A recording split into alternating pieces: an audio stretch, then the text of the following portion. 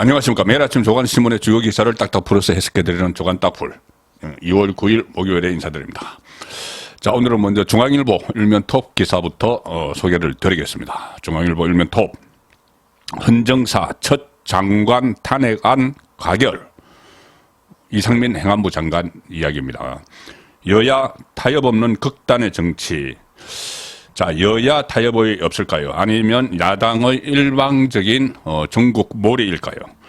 이상민 탄핵안 찬성 179, 반대 109, 헌재 결정 때까지 장관 직무가 정지됐습니다. 180일 이내에 헌재가 다시 이것을 여기에 대한 판결을 합니다. 대통령실은 의회주의 포기, 거야 횡포 이렇게 비판을 하고 있고, 민주당은 뭐 국민 위한 최소한의 도리다 이렇게 이야기를 하는데, 이 더불어민주당 169석을 가지고 있는 더불어민주당 주도로 이 탄핵안이 가결이 됐습니다. 그런데 국무위원에 대한 탄핵안이 가결된 건 헌정사상 처음입니다. 그동안 노무현 전 대통령, 박근혜 전 대통령 있었고, 임성근 부장판사 이렇게 탄핵안이 가결된 사례가 있는데 국회에서 가결되고 다음에 헌재로 넘어가죠. 그런데 국무위원, 장관 중에서는 최초로 탄핵안이 가결이 된 겁니다. 한 20번 정도 상정이 된 적은 있습니다. 이 159명이 희생된 이태원 참사의 정치적 책임을 지지 않으려는 여건, 그리고 이재명 민주당 대표의 대장동 2차 소환조사 10일이죠. 2차 소환조사를 이틀 앞두고 방탄 탄핵을 강행한 거야의 극단의 정치가 만든 결과다. 뭐 중앙일보는 이렇게 균형을 맞추기 위해서 여야 모두 잘못됐다 이렇게 이야기를 하고 있지만, 진짜 이슈는 방탄 탄핵, 이재명 방탄 탄핵, 이것이 진짜 이유죠. 진짜 이유는 이겁니다. 지금 민주당 이재명 대표가 사법 위기에 몰릴 때마다 계속 민주당이 꺼내던 카드는 두 가지가 있습니다. 하나는 김건희 특검으로 맞불을 놓겠다. 이거 또 하나는 이상민 탄핵이었죠. 그런데 이 세 번째 검찰 소환을 이틀 앞두고, 이재명 검찰 소환을 이틀 앞두고 민주당이 거대 야당의 힘을 이용해서 전격적으로 이 탄핵안을 상정을 하고 처리를 한 겁니다. 또 이 고비마다 이재명 사법 이게 고비마다 이상민 해임안 또 뭐 탄핵안 이것을 막 꺼내들었는데, 지금은 이 장애투쟁을 또 시작을 했죠. 민주당이 지난주 토요일부터 장애투쟁을 시작을 했고, 이재명 소환을 앞두고 있고, 이 시점에 이것을 강행을 한 겁니다. 장애투쟁 플러스 정치투쟁을 병행을 했다 이렇게 봐야 될 것 같습니다. 민주당 지도부는 전날부터 소속 의원들에게 본회의 참석 여부를 확인하면서 이탈표 방지를 위한 표단속을 벌였다. 자, 표단속. 이것도 일종의 리허설입니다. 잠시 후에 제가 소개를 드리죠. 이것이 왜 리허설인지. 소속 의원들에게 내일 본회의 참석할 거냐 이렇게 묻는 자체가 참석을 하라는 이야기죠. 그리고 만약에 참석을 못하면 사유가 뭐냐 이렇게 해서 딱 단속을 딱 했습니다. 리허설을 한 겁니다. 뭐를 위한 리허설인지 잠시 후에 다시 설명을 드리겠습니다. 그리고 또 다른 리허설도 했죠. 뭐냐면은 당초에 김진표 국회의장은 어제 사회 분야 대정부 질문을 모두 마친 뒤에 탄핵안을 상정을 하려고 했습니다. 그런데 민주당 의원 169명이 의사일정 변경 동의안을 제출하면서 탄핵안 표결이 본회의에서 가장 먼저 치러지도록 했습니다. 왜 그러냐면은 대정부 질문을 하면 한 4시간 동안 하는데, 그때 대정부 질문을 막 하면은 의원들이 막 빠져나가죠. 후반부에는 의원들이 한 4시간 동안 잘 안 앉아 있습니다. 대부분 의원들은 중간에 빠져나갑니다. 뭐 일정이 있기도 하고 그냥 지루하기도 해서 빠져나가는데, 그렇게 되면 이 탄핵안 표결이 뒤로 늦춰지면은, 이 대정부 질문보다 뒤로 늦춰지면은 민주당 의원들 중에서도 이탈을 할 수가 있기 때문에 앞으로 돌려서 빨리 처리를 해버린 겁니다. 자, 이어서 이 동아일보 3면 기사입니다. 동아일보 3면 기사 보시면은 176석 야 3당 전원 참석해 탄핵에 몰표를 던졌다. 그래서 115석 여당은 결집을 했지만 역부족이었다. 자, 이 기사입니다. 찬성 179표, 반대 109표로 가결이 됐는데, 야당은 그 의사일정을 바꿔가며 표 단속을 했고 야당 성향 일부 무소속도 찬성표를 던졌고 여당에서는 박진, 권영세 장관도 표결에 참여했다. 현직 국회의원이기 때문에.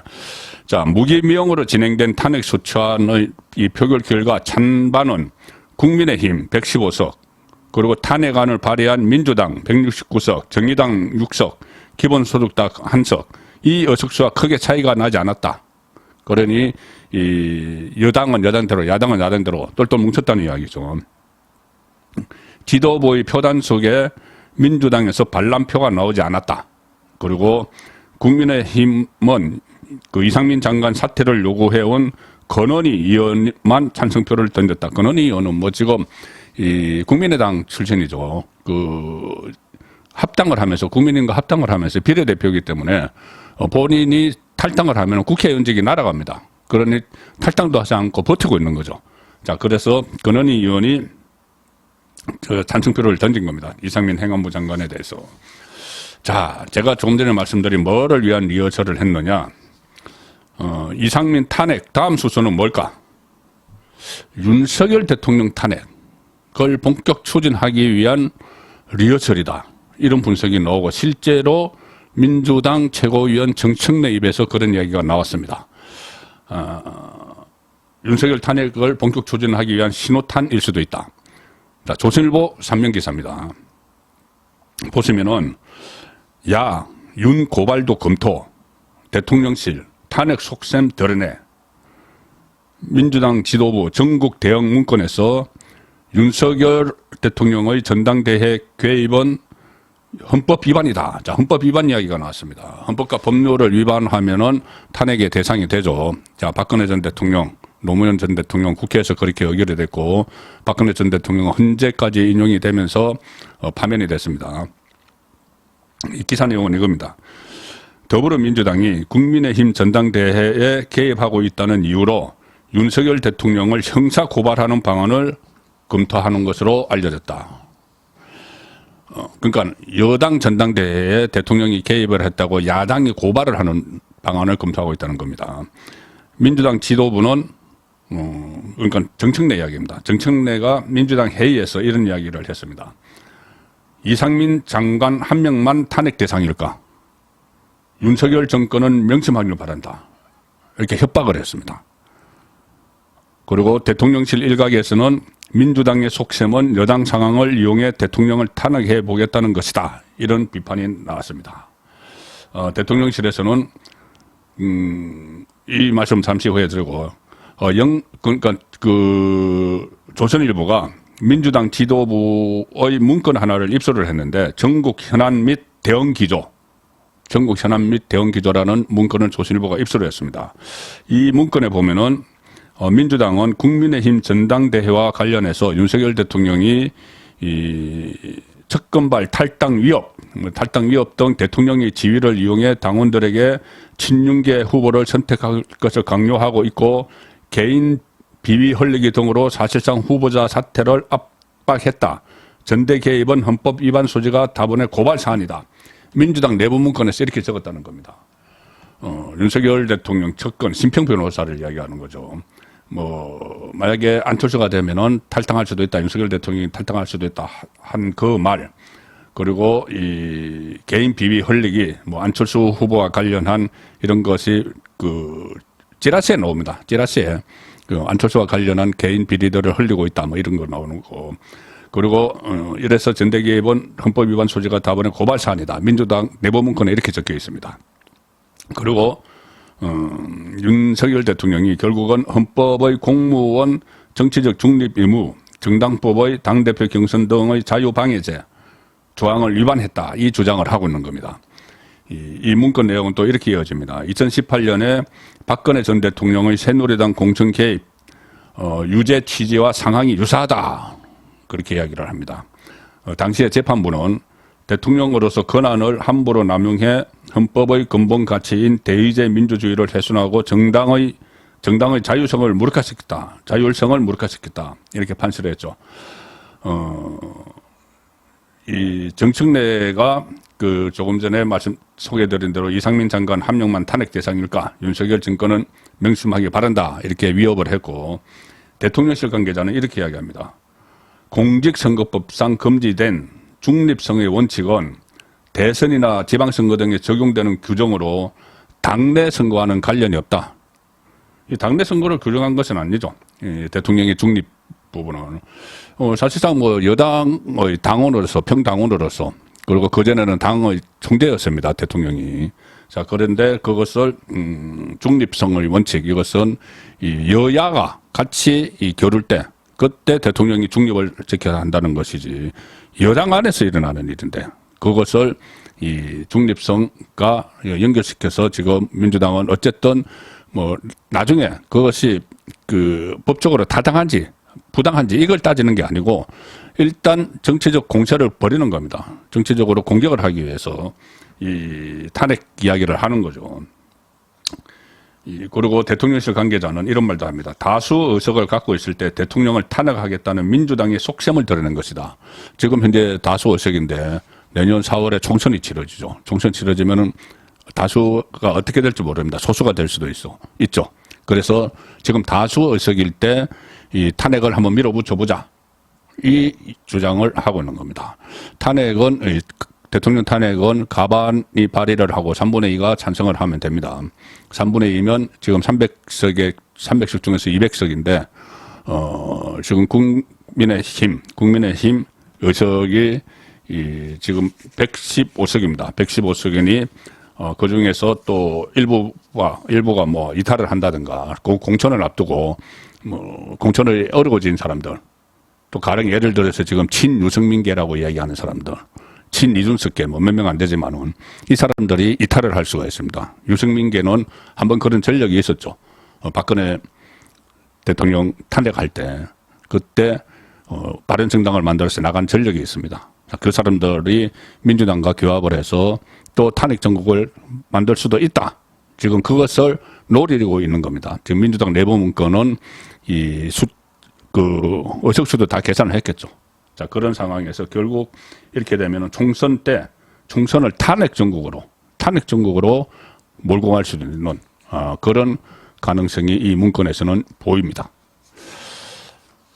지금 뭐 윤심이 여당의 전당대회에 작용을 하고 있다 이런 주장이 나오는데 일단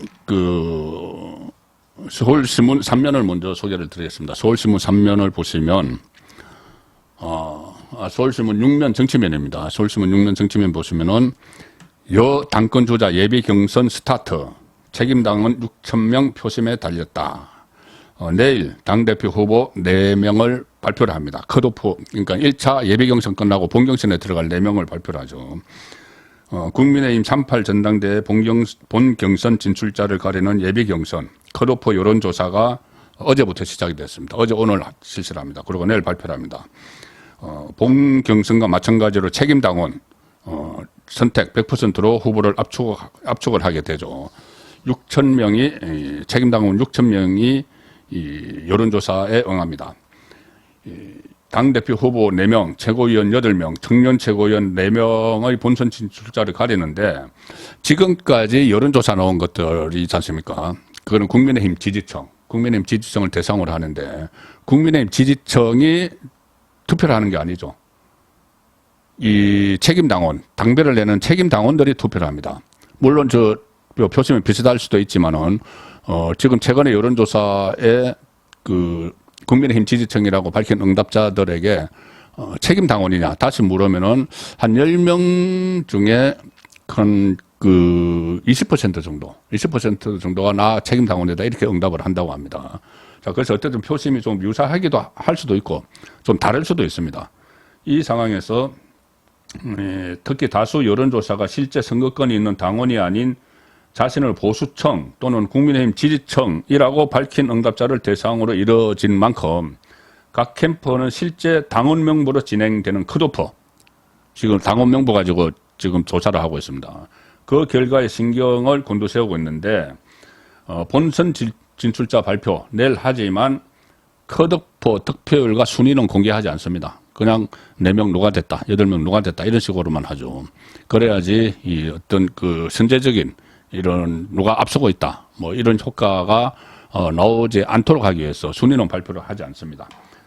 그래서 각 후보는 자신의 우위를 주장하는 여론전에 사활을 걸 전망이다. 보통 이런 경우에는 내가 1등이다. 뭐 이렇게 자료가 없이 막 그렇게 이야기를 하죠. 자, 그리고 그 결과는 어느 정도 흘러나옵니다. 왜냐하면 그 여론조사 기관에서 뭐 집계를 하고 하는 과정에서 흘러나오죠. 흘러나오면 그것을 저도 뭐 입소를 할 수 있을 것 같은데 공식적으로 발표는 못하지만 제가 뉘앙스로 한번 그 흐름을 짚어드리도록 하겠습니다. 이번 경선판에 이준석과 아이들 지금 뛰어들어서 일종의 보면 저는 이것이 상당히 분탕을 놓는다. 저는 이렇게 표현을 하고 싶을 정도로 이것이 당내 경선인데 당 안에서 누가 더 윤석열 대통령 그러니까 윤석열 정부를 도와서 호흡을 맞춰서 성공한 대통령이 되도록 하고 국민을 편하게 할 것이냐 여기에 초점을 맞춰야 되는데 당내가 아니고 완전히 이것은 거의 골육 상쟁을 하는 그런 식으로 분위기를 이준석이 앞장서서 몰아가고 있습니다. 자, 그 상황에서 서울신문 6면 기사를 보여드리겠습니다. 서울신문 6면 기사. 경선판 흔드는 천하람, 허리케인, 찻잔 속 태풍 이 기사입니다. 천하람. 저 순천 쪽에 지금 기억위원장이죠. 대구 출신이고. 천하람 후보가 지금 지지율이 좀 낮게 나온다는 이야기입니다. 그런데 그 지지율 속에 함정이 또 있습니다. 제가 분석을 해드리겠습니다. 일단 서울신문 기사는 이렇게 됩니다. 당대표의 도전장을 던진 천하람 변호사가 여론조사상 호조를 보이면서 향후 선거 구도에 이목이 쏠린다. 이 천 변호사 약진이 향후 전당대회 국면에 상당한 영향력을 미칠 것이라는 분석이 있고 반면에 천 변호사의 상승세가 찻잔 속 태풍에 그칠 것이라는 반론도 있다. 각종 여론조사 보면은 천 변호사가 3위에서 5위권에 포진이 됐습니다. 그러면 그 10일 내일 발표될 4인 컷오프 통과 가능성도 일단 높아졌다. 천하람 페이스북에 당분간 천 허리케인으로 불러달라.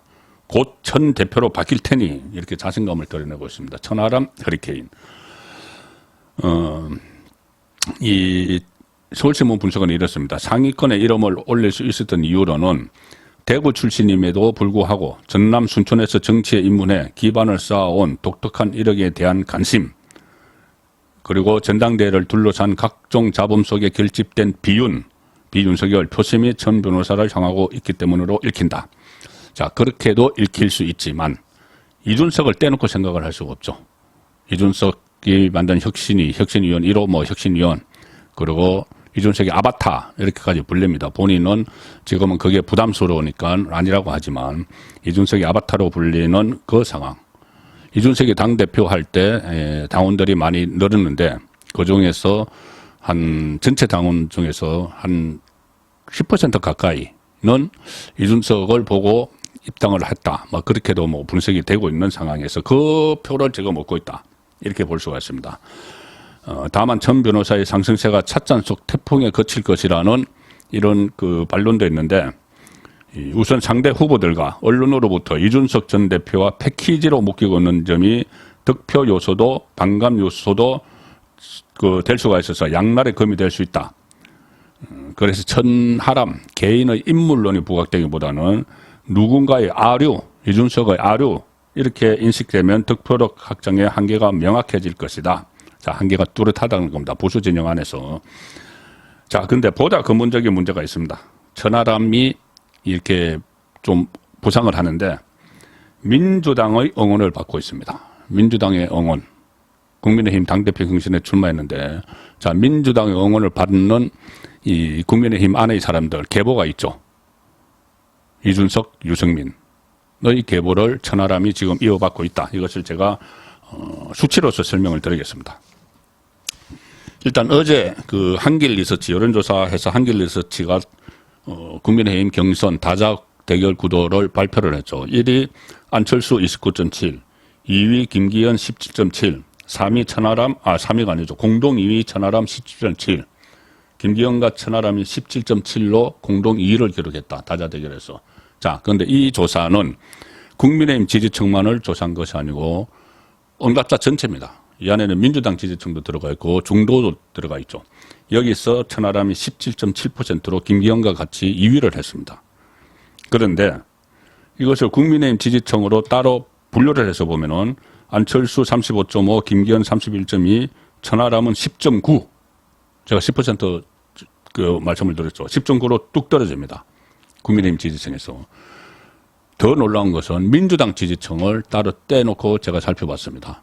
이 여론조사를 해서 구체적인 그 분석은 중앙선거 여론조사 심의위원회 홈페이지에 올라가는데 그게 처음에 발표된 이후에 24시간 이후에 올라갑니다. 그래서 오늘 아침에 이것이 올라왔는데 그것을 분석을 해보니까 민주당 지지층 중에서 민주당을 지지하는 응답자 중에서 누가 국민의힘 대표로 가장 적합하느냐 이것을 물었을 때 1위가 안철수 27.0, 2위가 천하람 24.8%나 나왔습니다. 24.8 민주당 지지층에서. 안철수가 거의 비슷한 지지를 받고 있죠. 안철수도 그전에 문재인 세력과 한번 당을 같이 했고 또 그때 한때 호남에서 돌풍을 일으킨 적이 있습니다. 그래서 안철수도 민주당 지지층에서 선호하는 사람들이 많은데 천하람, 무명의 천하람이 지금 안철수와 같은 지지를 민주당 지지층으로부터 받고 있는 거죠. 이 조사에서 김기현 후보는 민주당 지지층으로부터 불과 5.2%만 지지를 받고 있습니다. 그제 발표된 조사도 마찬가지입니다. 매일경제가 넥스트 리서치에 의뢰해서 조사한 결과에 따르면 민주당 지지층 보면은 안철수를 지지한다 18.9, 천하람을 지지한다 11.7, 그리고 김기현을 지지한다 2.7. 자, 이래서 천하람이 민주당 지지층의 응원을 받는 국민의힘 대표 경선 주자임이 뭐 수치로 나타나고 있는 상황이죠. 자, 다른 주요 기사 몇 가지를 소개를 드리겠습니다. 서울신문 오면 기사입니다. 서울신문 오면 기사 보시면 윤석열 대통령 문재인 정부 가짜 평화에 방위가 약화됐다. 민방공 훈련 6년 만에 5월에 재개한다.